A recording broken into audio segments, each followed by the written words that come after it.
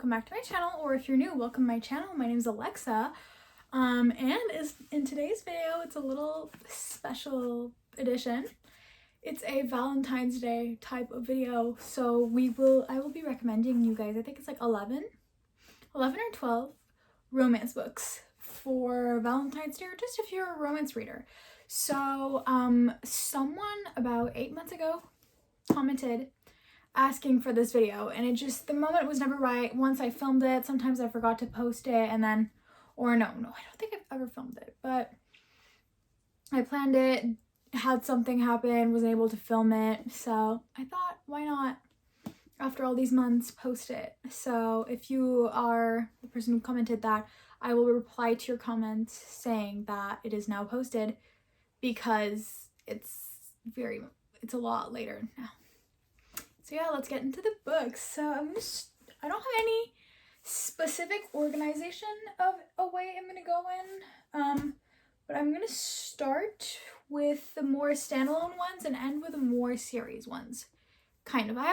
It's gonna be logical in my brain that I'm doing it. So first we have Archer's Voice by Mia Sheridan. This one is an all-time favorite of mine. I read it about 2 years ago, a year and a half. About 2 years ago, and I really loved it. It's so good. It's a romance book, though I would check trigger warnings online. It's not too triggering, but it's a bit sad, you know? It's a bit on the sadder side, but I usually hate reading sad books, and I was able to read this one with crying, but not hate it, you know? After that, we have, wait, no. I was about to go into the series ones, or like multiple authors ones. Well, not multiple authors, but like an author with multiple books. So then we have The Reunion by Kayla Olson. This book to me holds a special place in my heart because I got it as an ARC, if you can't see this. And this book got me into this author's fan club, basically. I'm not really in the fan club, but I love her. I love you, Kayla Olson, if you're watching this. So this book is perfect for if you love any show like Boy Meets World, any like 90s kids sitcoms, if you love them, it's really good. I would recommend this one. So basically it's a show where they were like, the two main actors were playing, I think, love interests they were best friends in real life and playing love interests on a TV show and when they were really younger. And then something happened when they were filming the show, well, after they filmed the show, and they haven't talked in years. And now the TV, well, like the network is like, hey guys, we're filming a reunion, we're filming a little get-together episode where you guys are gonna have to be all together, and we're gonna go on a press tour, and you guys are gonna have to go to events. So they're like, oh, okay. And basically they kind of like, they really, wait, what was I gonna say? But yeah, basically in the past, they kind of both at different moments had feelings for each other. So it's a really fun romance that honestly answers some of my, well, like, not answers some of my questions, but I've always wondered, like, did they ever fall in love or stuff like that, like when they were young and playing love interest on any TV show. So it's kind of fun to see what it would be like, maybe, if that happened. Okay, where are the other standalones? All right, so I have two other, like, standalone ebooks, and, well, no, one last one that's just one book by this author, and then after that I have, it's all, like, a series or just an author in general. So if you're looking for more young adult, oh, by the way, those two other books are new adult. If you're looking for a more young adult type of book, like high school, all that, this book is perfect for you. It's called Today, Tonight, Tomorrow.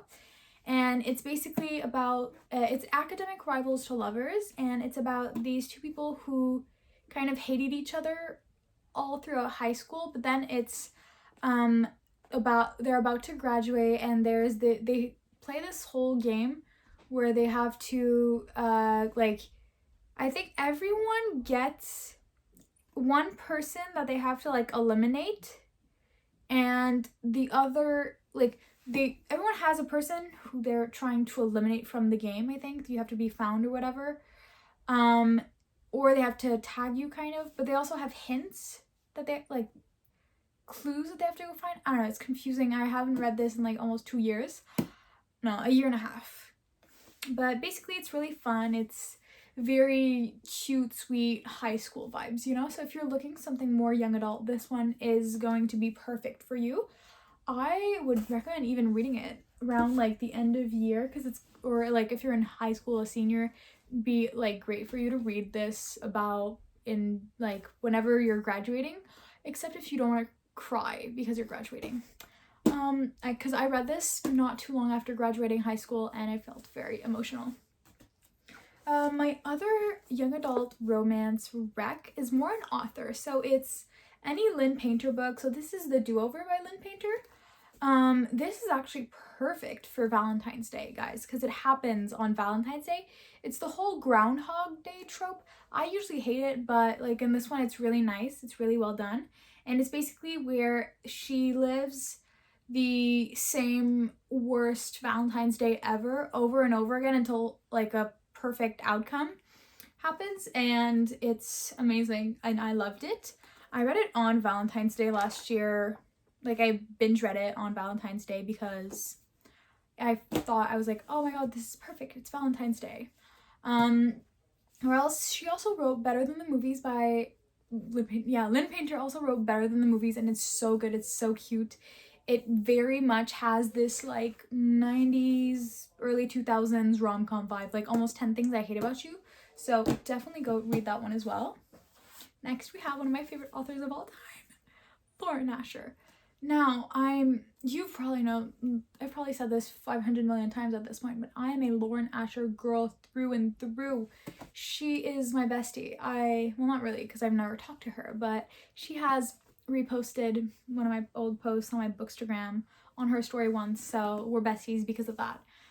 This is her, she has 3 series, so I read them personally in a specific order. I read them, so first I read her Dirty Air series. It's an F1 romance series, all 4 of those. Then I read this series, and after that I read her Lake Wisteria, Lakefront Billionaires series. But yeah, this series is also, if you don't want to read any like sportsy romance, I would definitely go with this one. This is her most popular one. But I would definitely not read Lakefront Billionaires before reading this one, because this one really has the bigger context for that series. So this one is kind of like basically the series about these 3 brothers who their grandpa dies and they have steps to take to get their inheritance. And this one is about Rowan, and basically what he has to do is he has to like the steps he has to take is he has to like do an improvement to the Disney World Park that his grandpa started to be able to get his share of the company. And then it's this whole thing, and it's really good. I definitely recommend it. My favorite one in the series is the 3rd one, but I still have rated, I think, every single one 5 stars. After that, we have my other favorite romance girly, and it is Allie Hazelwood. So her first book is, so she wrote The Love Hypothesis, Love on the Brain, and then Loath to Love You, which is her novella series. And she has this one, Love Theoretically. So my favorite one will always be Love Hypothesis, because that's the first one that got me into her books and got me into romance. But the best ones to me are Love Theoretically and Check and Mate. So Check and Mate is her young adult debut, and this one is her most recent new adult one.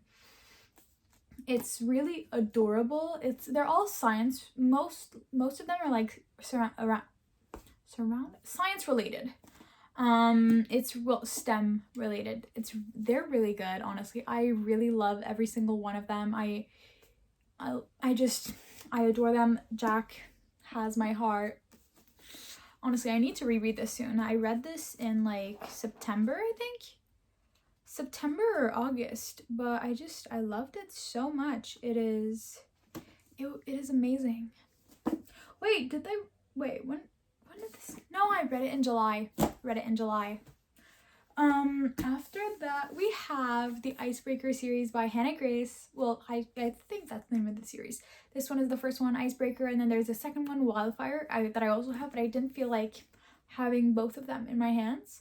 So this one is a figure skating, figure skating hockey. So the entire series revolves around the hockey players of that teams.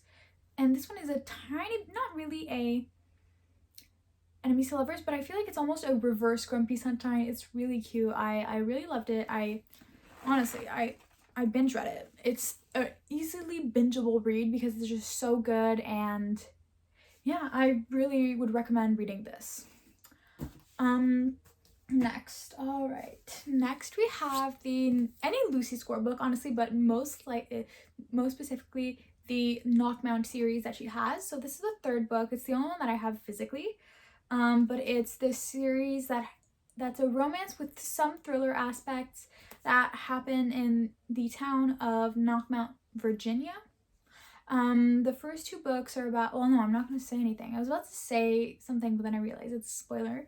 But the first book is about Naomi and Knox, I think. I might be completely wrong with the names, but I think it's Naomi and Knox. So basically, I can't really say anything without really spoiling it, but it's like a small town vibe, you know? It's really good. It's amazing. It's like everyone in the town is involved in everyone's business, and it's amazing, and I love it. After that, we have the Anna Huang books, more specifically the Twisted series. So this is the first one, Twisted Love, although my favorite ones are the second and the fourth one. Twisted Games and Twisted Lies. This one is my least favorite one in the series, but it's definitely not bad. Like, I still enjoyed it. But if you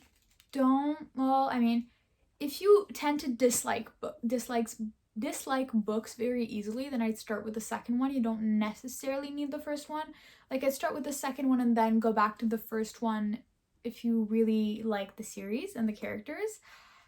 Even though it'll give you some context, this one, like, if I'm the type of person who gets entertained very easily, I love books.